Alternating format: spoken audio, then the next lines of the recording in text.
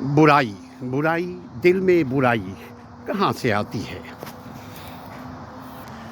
کان کے ذریعے جب انسان جو کچھ سنتا ہے اس کے دل میں جا کر کے وہ چیزیں اثر کرتی ہیں سننے کے بعد سماعت کے ذریعے، اور پھر برائی یا بھلائی کی شروعات ہو جاتی ہے۔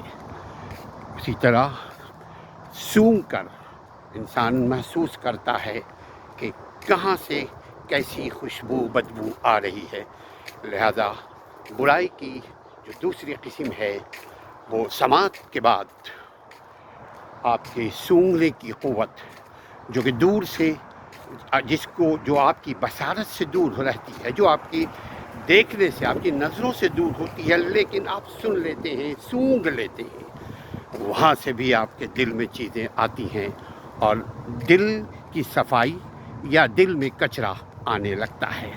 اور بڑی امپورٹنٹ چیز آنکھوں سے، بینائی سے، جب انسان ویژولی کوئی چیز دیکھتا ہے آنکھوں سے تو اس کے بعد وہ اپنے علم کے مطابق اپنے دل میں اس دیکھنے کو یا اس سننے کو یا اس سونگھنے کو یا جسم سے اس کسی چیز کو ٹچ کر کے احساس کرنے کو، وہاں سے وہ اس کے دل میں اچھائی کا کھانا پکنے لگتا ہے یا برائی کک ہونے لگتی ہے۔